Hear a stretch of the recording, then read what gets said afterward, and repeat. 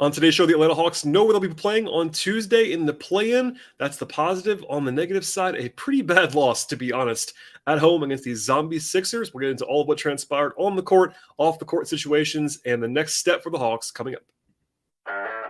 You are Locked On Hawks, your daily Atlanta Hawks podcast. Part of the Locked On Podcast Network.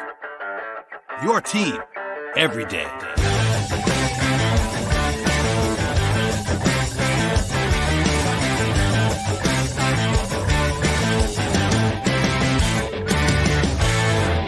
Hello, friends. Welcome to episode 1447 of the Locked On Hawks podcast. I am your host, Brad Rowland, coming to you on a Friday evening into Saturday here in early April. And today's show is brought to you by FanDuel Sportsbook, official sportsbook partner of the Locked On Podcast Network. Visit FanDuel.com/LockedOn today to get started.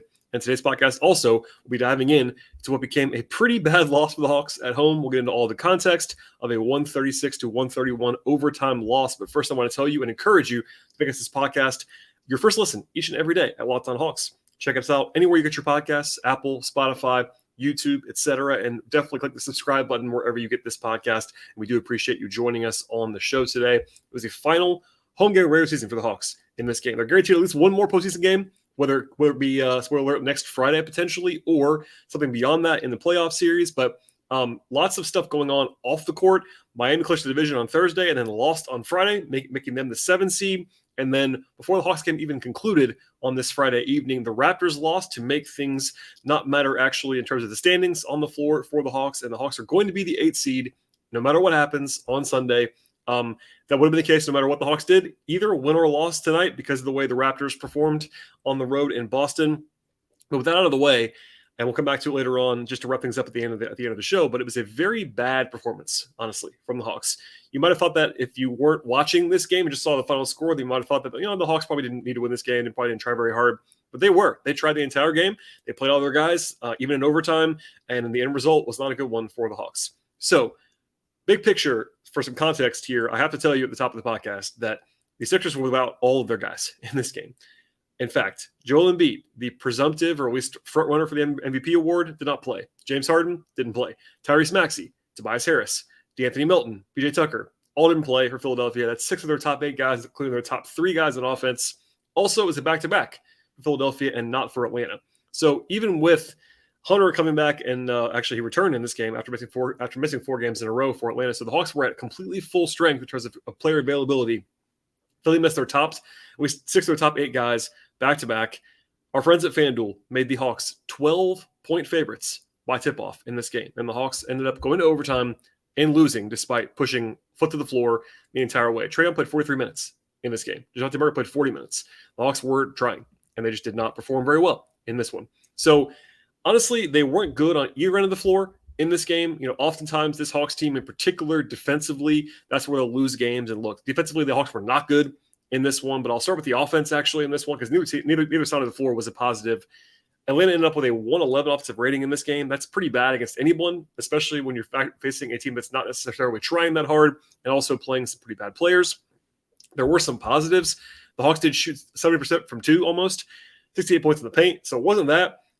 They did also shoot 10 of 33 from 3. That's not very good, obviously. They missed 9 free throws. That's not very good either. But the biggest thing, even more than the three-point shooting, which has obviously been a topic all year long for the Hawks, was that Atlanta had 21 turnovers in this game.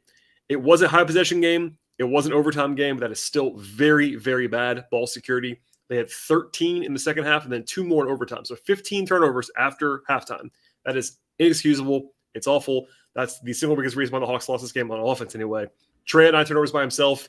Obviously, he had 20 assists. We'll come back to that later on. But even with 20 assists, you don't want to have 9 turnovers. So he had some ball security issues in this one. It wasn't just him, but he certainly had more than half of them, at least in the second half. And from there, the Hawks also only had 4 offensive rebounds in the entire game on 41 missed shots. So with ball security, it was really bad in this one. Also, very little to nothing on the offensive glass. They got killed in the possession battle in this game. Philly did turn the ball over a lot, which made things a little bit better, but the Hawks just took a lot less shots than the Sixers did. And usually that's a bad recipe for winning a basketball game. The Hawks did have some balance, 8 guys with at least 9 points, but even with bad three-point shooting, the the Hawks really did not have an issue with shooting efficiency. In fact, they were strongly above the league average in just making shots. But they didn't take enough shots because they kept turning the ball over and not creating possessions on the offensive glass. I guess the team that's playing pretty small. Like Philly did play Dwayne Dedmon, old pal, in this game as the backup center. Montrezl Harrell as well. But there were probably 20 minutes when they were playing Paul Reed at center or something like that. And they were playing small enough where the Hawks should have had a huge advantage on the glass. And instead, they lost the glass in this game. Defensively, the numbers actually look fine in a vacuum, but I would implore you to watch this game and also realize the context because, again, they're playing against a team that had none of its shot creators in this game. Look, I'm not trying to disparage anyone on Philly's roster, whether it be McDaniels or Jaden Springer or Shake Milton, who I've always loved, or George Niang, etc. But Philadelphia, in their construction tonight, did not really have a primary shot creator. And yes, the Sixers shot 50% from three in this game, but it was 11 of 22. That definitely helps, but that's pretty small volume. That's not the reason. Like there are games that I have said on this, if you're listening to this podcast regularly, you will know when I think that a game swings on shooting variance, I will definitely tell you that. It's a make or miss league sometimes, and people don't always love to hear that, but I'm definitely glad to share that opinion when it's warranted. In this game, though, yes, Philly shot the ball better than the Hawks did from three-point range, but that wasn't like the big swing point. Yes, they made shots, but it was everything. The Hawks lost the glass. The Hawks lost the free throw line. They only break even in the turnover battle against a team that had ball security. So they failed to put pressure on Philadelphia's ball handlers in this game. They didn't execute well when it mattered. And yeah, like if you watched it, the numbers kind of paint a rough picture in the second half in particular, but it was the whole game, to be honest. Second quarter had some nice moments from the Hawks defensively, but generally speaking, Atlanta, I still think if I had to choose one side of the ball where the Hawks were probably more bothersome to me, it was defense because, look, and Snyder said this as well, it was basically the fact that their offense was unable to score mattered, but Snyder talked about the fact that it's always harder to score when you're taking the ball out of the basket, and that's the case in this game. And especially Philly, yes, they had a lot of, personnel challenges, but their available talent probably lent itself to some defensive pluses more than offensive in some respects. And because of the Hawks' offensive issues all year long, my friend Glenn Willis, who's been on the show before and will be on the show again, I'm sure, talks about sometimes like the Hawks just come out of the game, they try to figure out how much defense they can play in a single game, and then they play exactly that much. And this felt like that. It was like the Hawks did not play well enough defensively. The on-ball stuff was rough. Rotations were rough in this game. There were all kinds of issues defensively, but anyway, I can go all day on this, but I'll stop here for now and just say it was a two-way loss for the Hawks. And look, it didn't matter in the standings, and I will be the first to say that. I think I will argue later on in this show that I thought the Hawks probably should have just punted overtime because this game did not matter at all. But the Hawks didn't do that, and they lost at home as a 12-point favorite against a team that they had NBA players. Like this isn't a situation where you're playing a bunch of G League guys. The Sixers were playing real guys, but they're real bench guys. The Hawks were not playing a team that had appropriate talent to be beating them in their own building. And the point spread shows that by our friends at FanDuel. When you're that big of a favorite, even if and honestly, coming into the night, the Hawks knew they kind of needed to win the game. So they had that happen and be up 7 points very, very late and blow that lead and then go to overtime and lose again. And it was just not a good night for Atlanta on the floor. Obviously, big picture, it's not a bad night at all because, being the 8th seed versus the 9 seed is a positive step forward. And if I told you and told myself really a couple of weeks ago, or even a couple of days ago, like 3, 4, 5 days ago, that the Hawks were going to be the 8th seed, that would have been a pretty strong position to be in because the 10 seed was definitely on the table like a week ago. But putting all of that to the side, talking about the game itself on Friday, the Hawks didn't play well at all. And that's not the greatest sign in the world with a big game coming, a win or lose kind of situation coming up next week with Tuesday and then potentially Friday if they were to lose, if they were to win and go into the playoffs. They're not peaking at the right time. They did have their best stretch in a while with the 3-game winning streak, but that kind of all came crashing down in this particular performance. So we'll get into kind of what transpired in the game in a second with regard to the game flow and all that, and then we'll end the podcast with some player observations in this one. But first, before we get to all of that, a word from our sponsors on today's podcast. Today's show is brought to you by Nissan, and Nissan's Most Electric Player of the Week is brought to you by the all-new, all-electric 2023 Nissan Ariya. And this week's choice is going to be Sadiq Bey, the Nissan Ariya. is brilliantly fierce, fiercely elegant, and silently powerful, bringing impressive combinations of traits to the table, is the perfect crossover. And Saddiq Bey had a nice week for the Hawks. 14 points a game for Saddiq, 52% from the floor. But it's really more about stuff beyond this week as well. The versatility, the depth that he's brought to the table to come to Atlanta. Defensively, it was a little bit rough early on, but he's gotten better in that area. And the shooting is huge. Having another four that can shoot the ball very, very effectively, give the quality minutes. And the bench has been very good in recent days, in small part, or at least not in small part, I should say, because of Saddiq Bey. The Nissan Ariya packs power that will pin you to your seat, and it will also give you premium intelligence that's all in one EV. The all-new, all-electric 2023 Nissan Ariya, the EV for people who love to drive. Shop now at nissanusa.com. All right, we'll dive into the game now. And early on, the Hawks actually played pretty well on offense. They were clicking early on. Collins had 7 points in a row early in this game. Had a catch and shoot three-point play from Trae. Collins there's actually a nice play in the first possession of the game, but Trae set a back screen for Collins for a couple of free throws. Then Collins had a big block on Paul Reed. Trae had 5 assists before the first time out, but the Hawks were not great, but I'm not playing great on defense, as we talked about earlier, and they were down by 2 as a result. Rotationally, no surprises, but also there is one important note here, and that's that AJ Griffin did not play in this game. That's not a surprise because, when the Hawks are at full strength, which they have been in recent days and weeks, and since Snyder took over, they've been choosing basically one guy to not play, and it's usually been AJ. Everybody's at full strength. So I'm not sure if that's going to continue, but he seems to be the 10th of 10 at this point in time. Philly had their one big run in the first quarter, a 16-5 push by Philadelphia to go up by 6 points.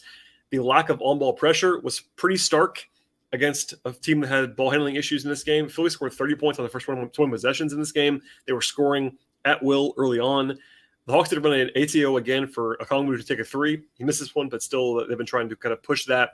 Saddiq Bey and a couple of threes right after that. The Hawks did close on a 9-2 run that was almost 12-2. Trae made a three right after the buzzer that was ruled to be after, and it was close, but it was probably the right call. Anyway, the Hawks were down by 1 at the end of the first quarter, despite the pretty fast pace. The second quarter was all full of runs in this game.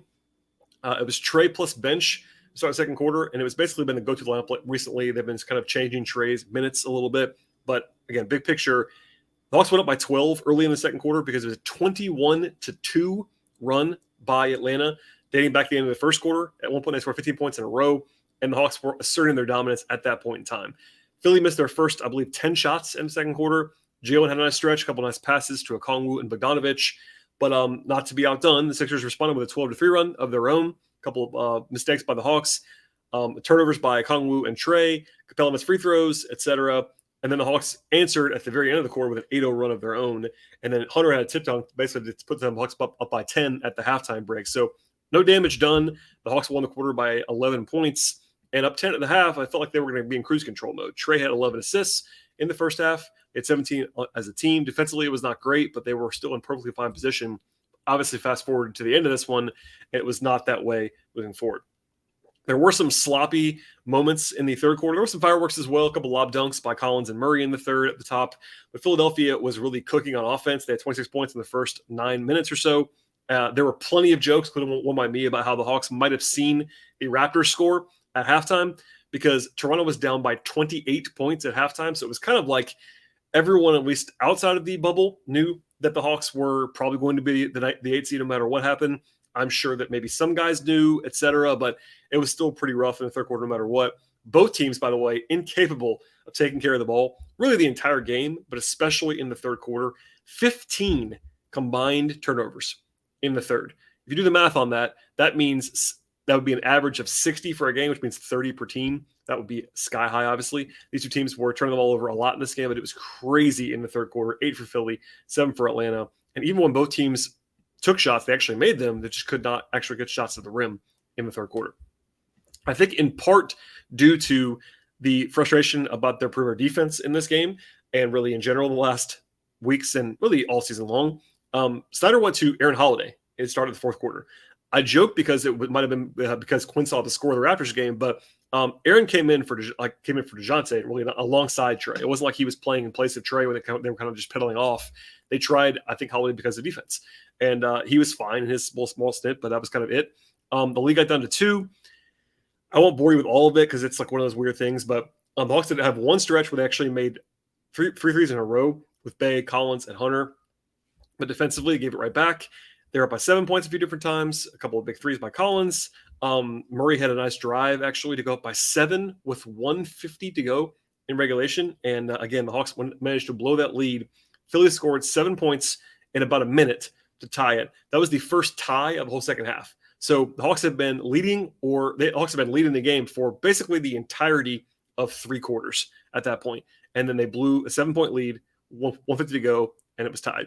Trae made a floater for the lead after that, but then right after that, Philadelphia ties the game on a putback dunk, and then the Hawks had a terrible possession at the end of regulation. It was mostly Trae. I'm not really sure what his plan was. I don't think he had a plan.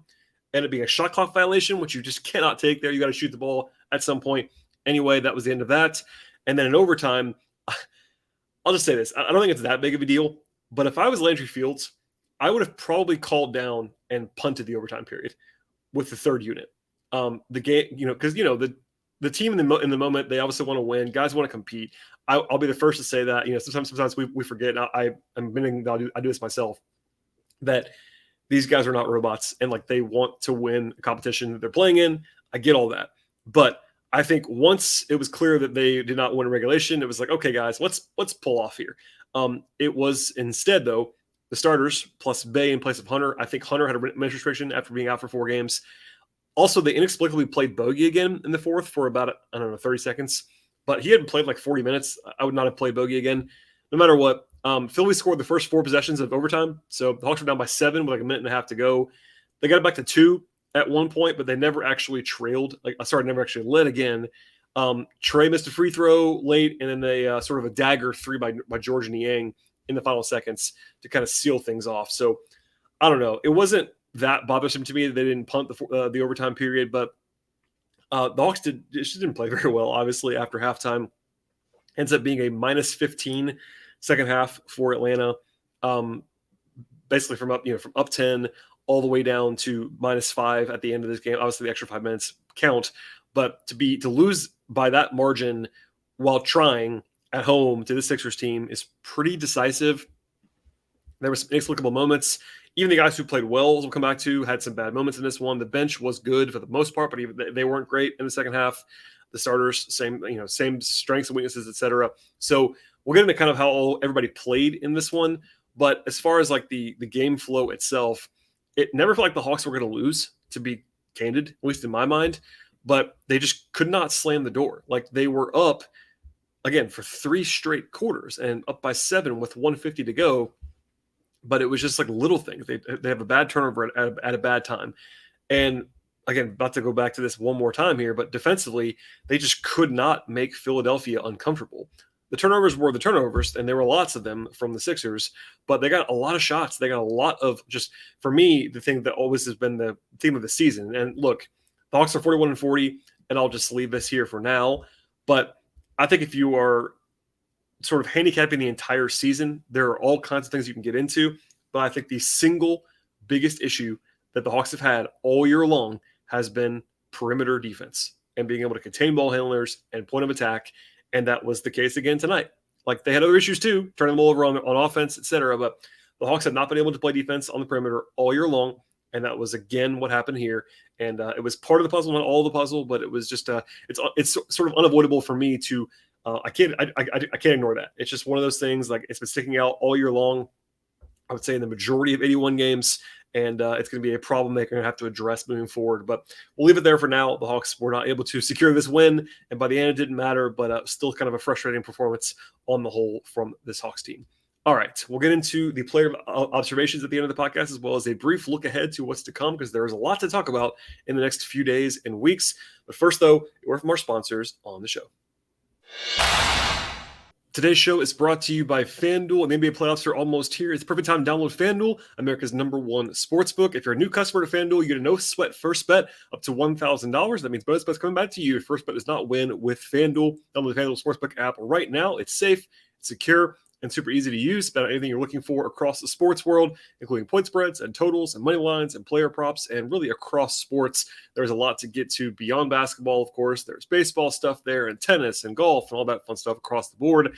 The Hawks have one more game left in the regular season, of course, on Sunday against Boston. And then also the play-in is now set with the Hawks taking on the Heat on Tuesday. If you want to look through the lens of the betting market, check out FanDuel for pregame and live odds for both matchups. And from there, get many more exclusive bets at FanDuel. And then you also can be combining your bets together for a same-game parlay that can give you a better payout as well. Don't miss the chance to get your no-sweat first bet up to $1,000 in bonus bets when you go to FanDuel.com/locked-on. That's FanDuel.com/locked-on. Remember more with FanDuel, official sports partner of the NBA. Okay, into the player evaluations in this game. We'll start with the bench, as we often do on this podcast. Bogey played the least, 18 minutes, 9 points, 2 rebounds, an assist, and a steal. Took it easy with him throughout this game. That was fine with me, but hit 2 threes. Defensively, probably not his best, as is wont to be the case at this point in time. But I thought Bogey was fine when he played. Aaron Holiday, 4 minutes. Not too much to add there, but I didn't mind them going to him, at least for a change-up in the fourth quarter. Jalen Johnson had some nice flashes, 6 points, had 3 steals and 2 blocks in 20 minutes. That's obviously very, very impressive. 2 turnovers as well and 4 fouls. So it's definitely a high risk, high reward, high volatility performance from him in some ways. 3 of 6 on 2s, 0 of 2 on 3s, 0 of 2 at the free throw line. So some other issues like everybody else had. But, Jalen's highs are very high. He's certainly made a bunch of flash plays, and his force is certainly a lot of fun to watch when he has it going. Kongwu was solid, not his best, but not his worst either. 10 points, 8 rebounds, had 2 blocks in 21 minutes, played fine. Saddiq Bey, 15 points on 11 shots, 3 of 7 from the floor. 3 of 7 from 3, 3 of 4 from the floor from 2-point range, and 3 rebounds and an assist for Saddiq. Defensively, a step back from him after a couple of nice games moving forward, but I think he's had still a good week for the Hawks. And look, the bench on the whole was a strength, and it's been that way for a while. One of the weirder parts of the season, honestly, the entire way, is that the Hawks were really only good early on, and I mean early on, the first 2/3 of the season, when the starters played together, and now it's the bench unit. So I don't know what flipped.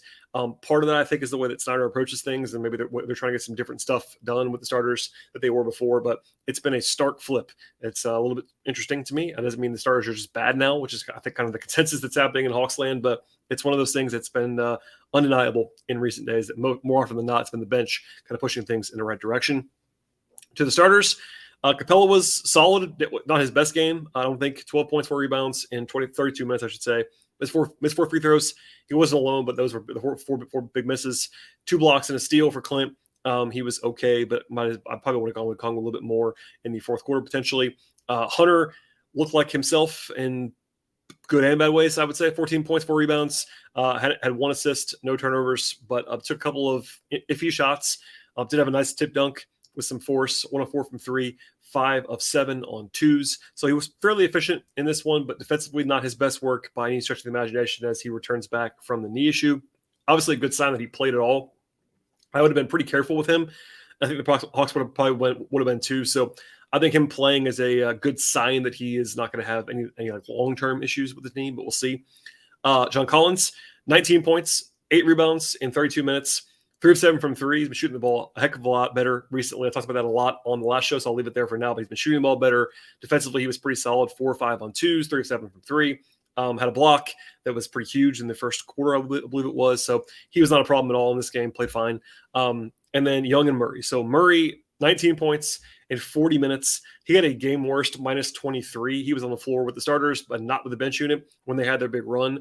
I don't think he was very good, but I don't think he was as bad as the numbers indicate in this game. Defensively, it's been frustratingly bad all year long, honestly, in my opinion, with regard to Murray. But a lot of minutes in this game, had some nice flashes, but wasn't his best work.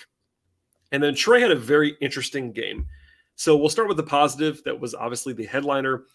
He had 20 assists in this game. That is a career high for Trae. That is the 3rd most in franchise history. I believe the record is 23 by Mookie Blaylock. Doc had 21 at one point. So 20 assists you cannot fake. Trae is one of the best passers in the league. No question about that. But from there, he had 9 turnovers, including some really bad moments in the second half, like truly bad passes, like actively bad. And then the shot clock violation at the end of the regulation was with Trae with the ball in his hands. Shooting-wise, I talked about it a little bit earlier in the week, but his 3-point shooting, he's not hunting shots. He's not making shots. It's been really rough there. He was better inside the arc. He was better getting the line, 14 attempts, 27 points. Like, I'm not complaining about Trae on the whole. Like, I think Trae did a lot of things well in this game. There was an interesting reaction after the game. I don't want to go too far into Twitter land, but there's a segment of fan base that was like really mad at Trae, and then there's another segment that's like mad at the fans who were mad at Trae, if that makes sense. So like it's a little bit polarizing right now. I thought Trae did a lot of things well. I thought Trae did a lot of things poorly in this game. 27 points, 20 assists. Like you can't really complain about that production, and they were plus 10 with him on the floor. But also he had a couple of like really starkly bad moments. So like I don't know what, I'm not even sure what to even add about that. But there's always more nuance than anything else. I think Trae is going to have to get better on the perimeter as far as his shooting and his shot selection are concerned. But the passing was all over the place tonight in a good way most of the time. And then the ball security issues, like this fourth quarter has been a little bit rough this year, but put a lot of minutes. I will leave this here to say this now at the end of the podcast. The Hawks will be the 8th seed no matter what. They play Miami on Tuesday. That's going to happen. And just as a refresher for the play-in tournament, 7 plays 8 on Tuesday. That's the Hawks in Miami against the Heat. And from there, if they lose, they play on next Friday in the 9-10 game. Sorry, against the 9-10 winner. And the winner of that game goes to the playoffs to be the 8th seed. If they were to win on Tuesday, they're the 7th seed in the actual playoffs. They're in, and then they have a few days to actually prepare. So a pretty big game on Tuesday we'll talk about later on this week. First, though, Game 82 arrives on Sunday, a 1 p.m. start in Boston on Easter Sunday. ESPN also added the game. You can still watch it on Bally Sports Southeast if you were local, but ESPN has a national broadcast, which is funny because neither team actually has to win that game. There's nothing to be pushed for either side, but that's kind of the case for most of the league on Sunday. We will find this out later on about what the Hawks will do, but I will play a little clip for you now from tonight. Lauren Jabara of Valley Sports Southeast actually asked Quinn just kind of teed him up with like the situation and the fact that they've now clinched. And here is what Quinn had to kind of say about briefly how they approach Boston and kind of where they are right now. And just with everything playing out, Miami's officially the 7th seed, you're officially the 8th right. seed. How do you approach that moving forward with Boston coming up and knowing Miami's right around the corner? Yeah, I mean, I think, obviously the postseason is where your focus is. The Boston game, is a way to prepare for the postseason. I think we're a group that wants to continue to play the right way, and we need to make sure we do what we need to do as far as some guys being rested, and other guys being sharp. And more than anything, our mentality, we need to not let tonight's game be some dramatic statement about where we are. Just like it shouldn't be a dramatic statement before tonight's game that we've somehow arrived. That's what I think this team has held on to, is that they're trying to get better. And there's nothing that says this game can't make us better as well. So here there, he kind of mentions that, they'll do what they have to do. That's probably going to be an indication that they're going to rest some guys, which I think is the right decision.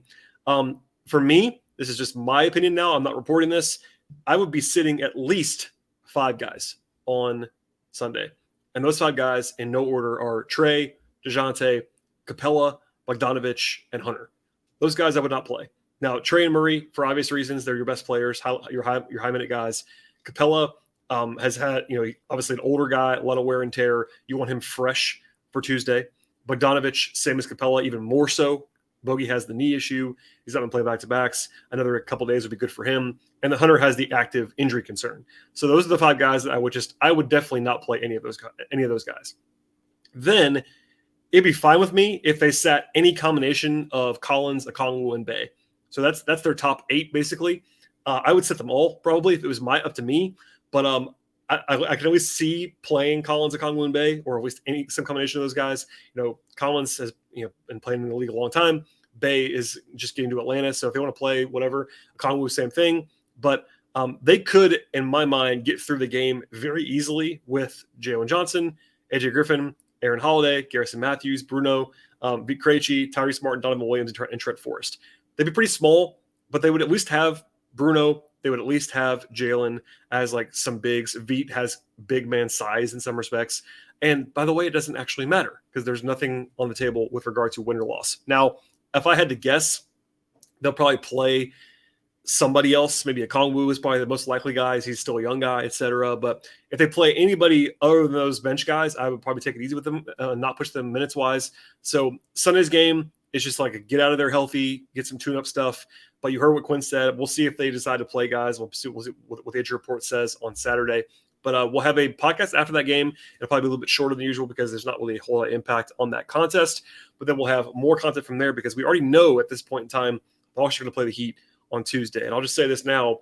Obviously, Miami eliminated the Hawks last year from the playoffs.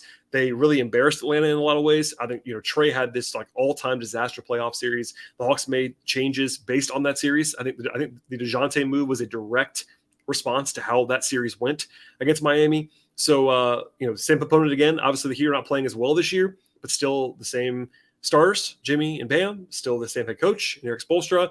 The one big change is obviously, the Hawks have DeJounte, but also the Hawks have Quinn Snyder. So that'll be a little bit more interesting, I think.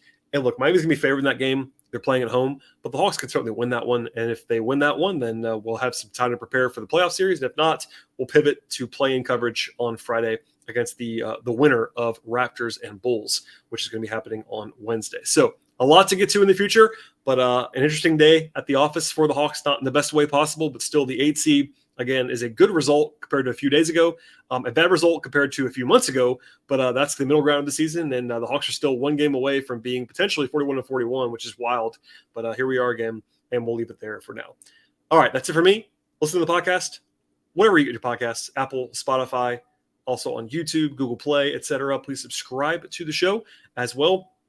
Ratings and reviews are very much appreciated. Follow the show on Twitter at LockedOnHawks. Follow me on Twitter at BT Rowland. Follow my Patreon work on the written side, patreon.com/BT Rowland. I do appreciate all the support, the auto downloads, and please share the podcast, all that fun stuff. It's a good time to jump aboard on the show. If you are just a first-time listener, welcome aboard. If you're a recurring listener, definitely thank you for keeping with us at all times. And as a reminder, if you're jumping on board now, this podcast does not stop in the offseason either. So we'll have full coverage of the draft. We'll have full coverage of all that stuff when the season ends, but it may not be for a while. So we'll see how that all transpires in the next days and weeks. Thank you for listening, everybody. I really do appreciate it, and we'll see you after the game on Sunday.